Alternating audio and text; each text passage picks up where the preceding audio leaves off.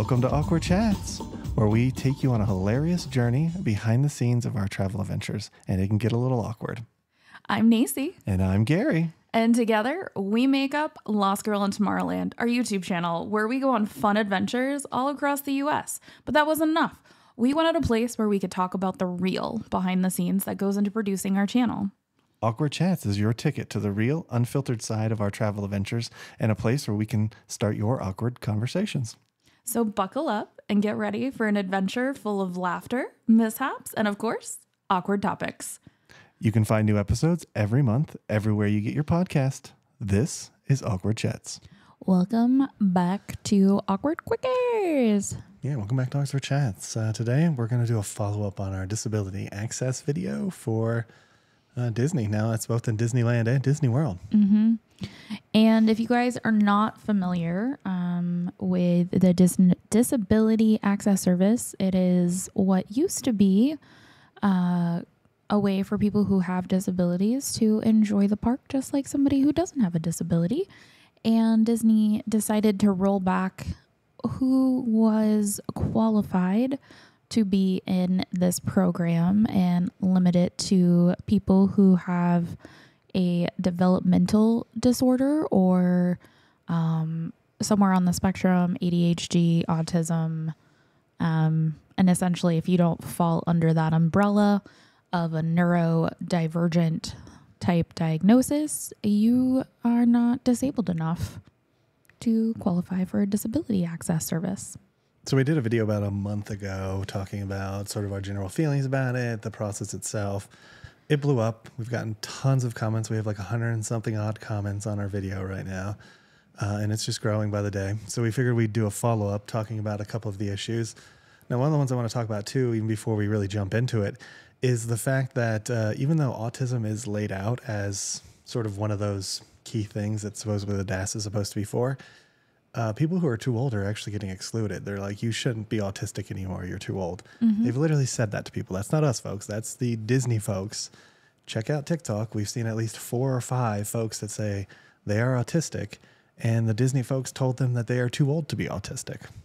Yeah, it's a mess. It's an utter disaster is the best way to put it. And I give it 6 months to maybe another year before Disney really starts to reap the ramifications of people no longer going to Disney because of this. Because it used to be that Disney, at least those of us in the disabled community, like to go there because you could have a vacation and not feel like your disability made it difficult or made it that much more challenging to enjoy the park.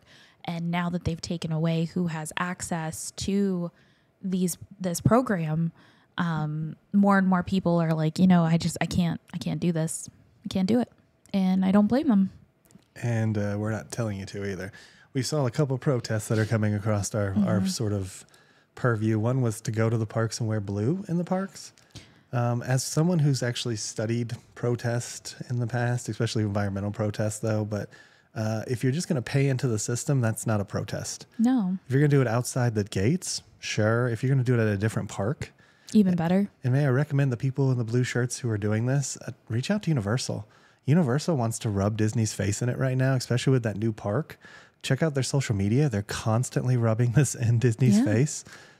They might want to help you. You bring a big group to there, you take a huge picture, and you tag Disney with it on social media and be like, we could have been at your park, but we're enjoying Universal now. Universal's got our love and our money. Yep. That's going to hurt their bottom line.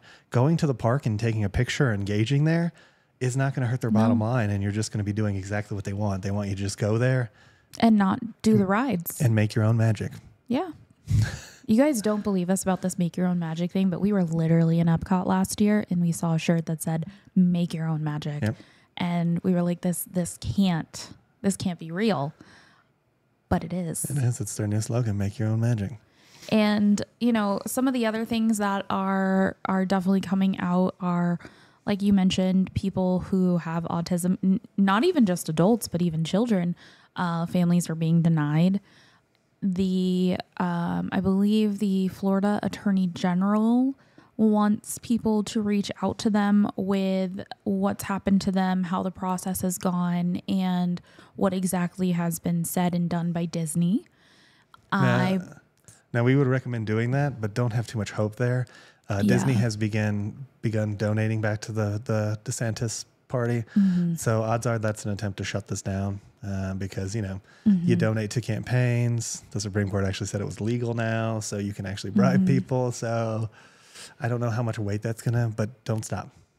And then I think a few attorneys' offices also want feedback. I'm not sure which ones. I would not be surprised if Morgan & Morgan jumps on this at some point because they are the massive conglomerate law people in Florida. But so that's kind of come down a little bit as well. And I think what's interesting enough is people are saying that the parks are not as busy.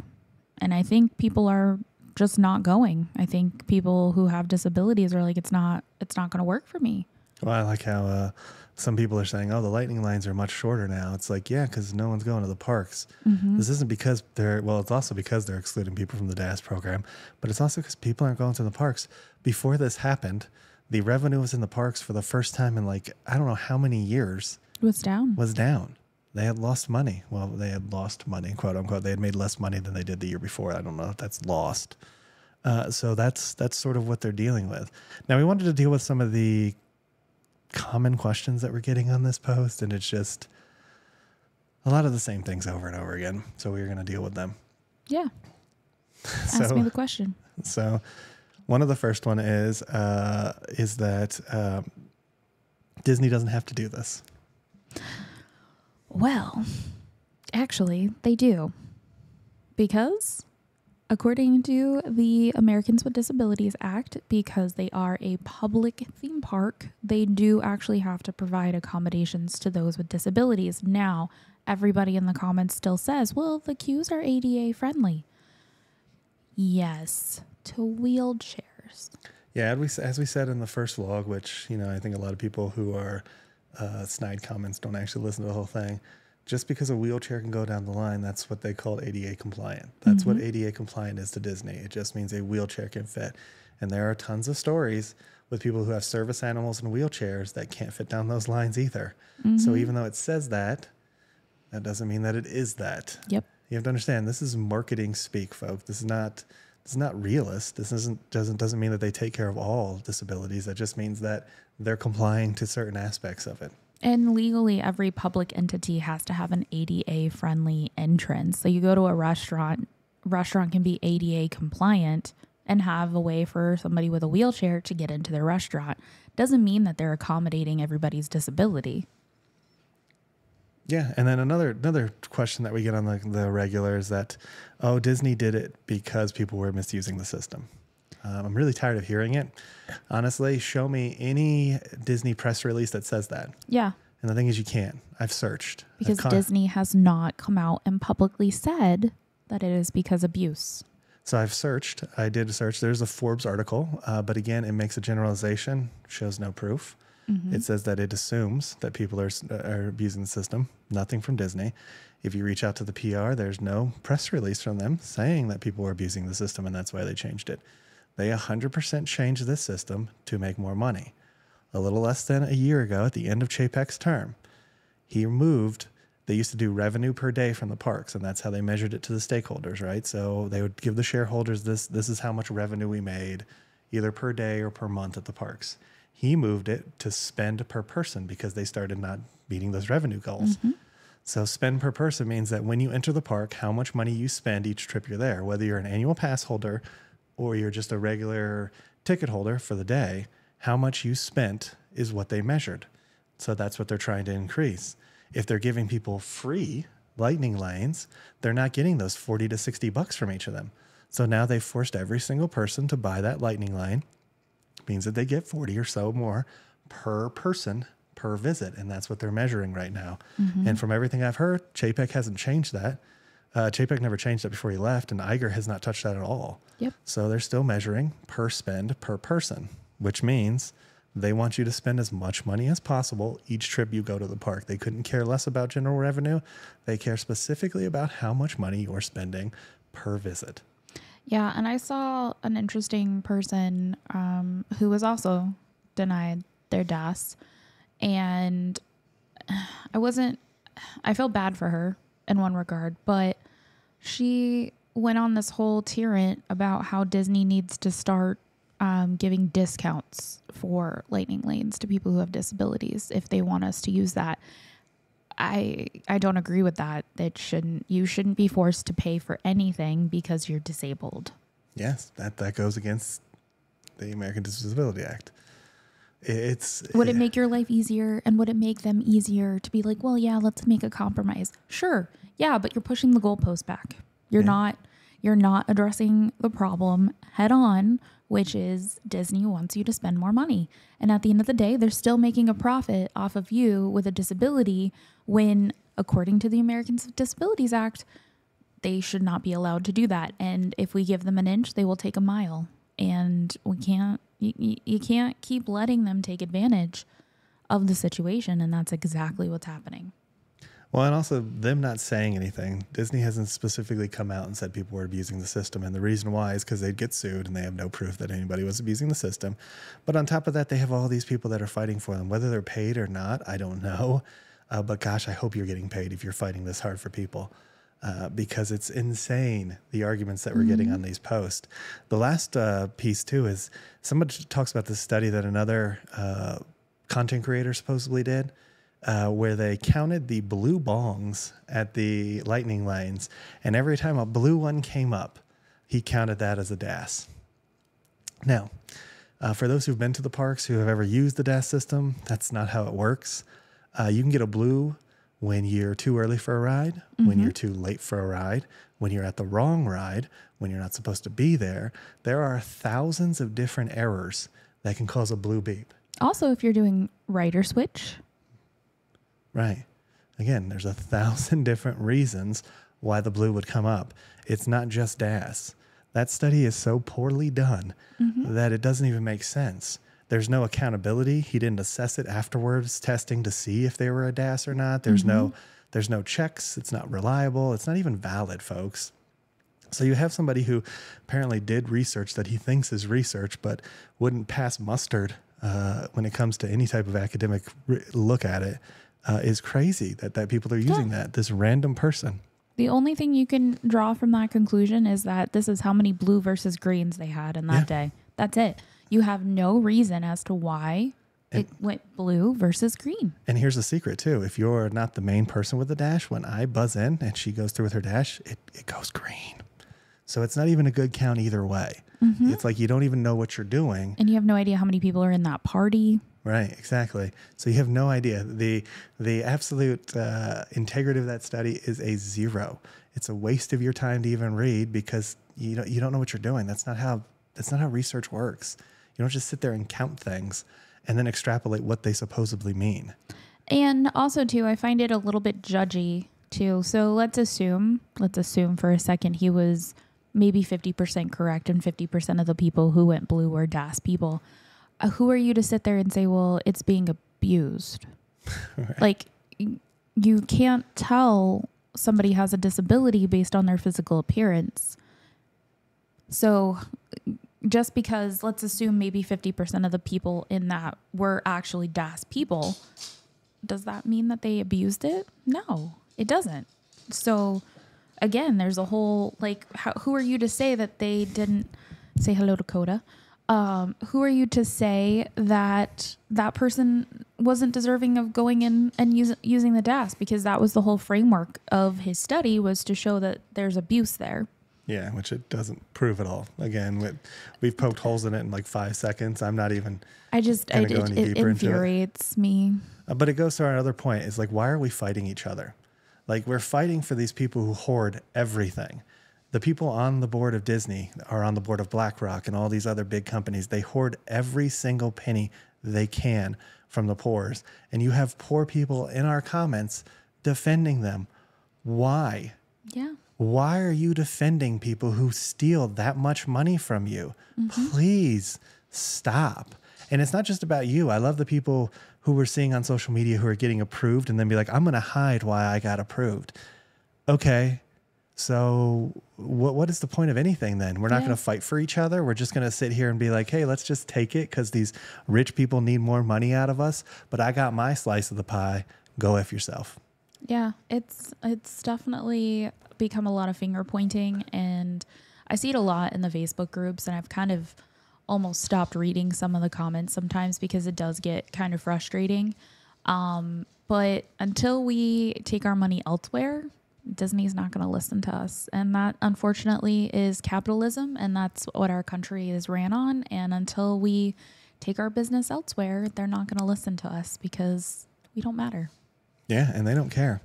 No matter how bad your park experience is, and don't get me wrong, even outside the DAS, as we said in the other video, I know the park experience is getting worse and worse. Mm-hmm. If you just look at annual pass holders and the stuff that we got 5-6 years ago in comparison to what you're getting today, is just ridiculous how little you're getting anymore. They truly do not care. And the fact that you're fighting each other instead of fighting them is the problem. Yep. They're not going to change if all you're doing is nitpicking somebody because you have autism and you have IBS and you're fighting each other out because yours deserves it more than theirs. Guess what? Both of you deserve it. Yep. There's no reason to be fighting each other. Help each other both get it. Make sure that if you do get it because you have autism, that they're still giving the people with IBS, the people with type 1, the people who need it. Make sure they're giving it to them too. Mm-hmm. And I think the real abuse here is Disney abusing those who have disabilities. I think that's where the real abuse is people are unfortunately being attacked because they need the service from outsiders. They're being belittled and bullied on these DAS calls from what I've heard. Well, and they're being belittled by the communities. Like you talk about the Facebook groups. We're supposed to be in like annual pass holder happy groups, and they're just like demeaning and being absolutely ridiculous to people who need help. And it's just become this, I get that your life sucks too, but your life sucks not because of me, because those who hoard everything, which is the Disney executives. It's not us that are and they don't understand the program. They don't understand the plan. They just think that it's a get out of jail free card for us and that we just gallivant around the park and we get to do more because we have disabilities and blah, blah, blah. But what they don't see is what happens behind closed doors. They don't see people struggle with whatever their chronic illness is.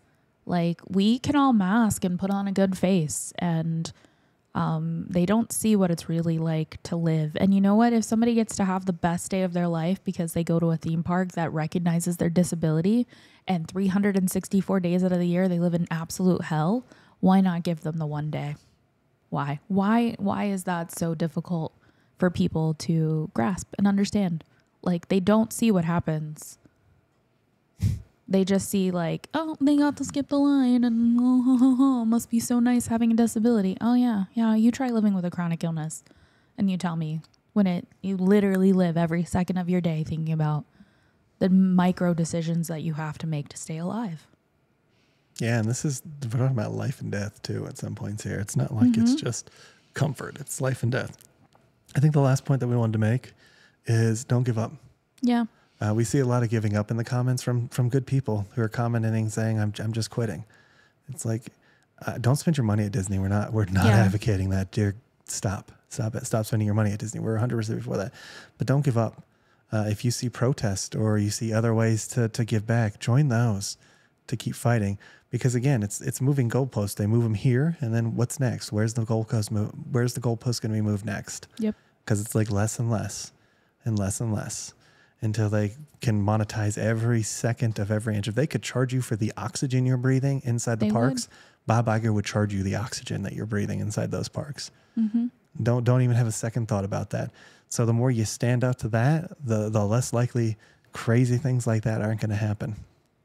Yeah. So I hope you guys enjoyed our little update here about the Disability Access Service. We're going to continue to keep you guys updated on what we hear, what we see, what's going on. And we love to hear your comments, and we don't love to hear your stories, but we do want to hear your stories about like what's happened and be a safe space for people to talk about what they're going through, and hopefully create a community where we can work together and hopefully make some changes in the positive, or at the very least support each other in this journey of dealing with life in general. And greed.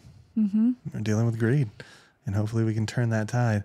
I think that Disney is going to start seeing less income coming in there. They're going to see less people go into the parks. And hopefully they will right the ship and correct these mistakes. I'm not hopeful, but I'm always optimistic. So with that, we'll see you guys in the next one. We'll see you on the next one. Bye, everyone. Bye.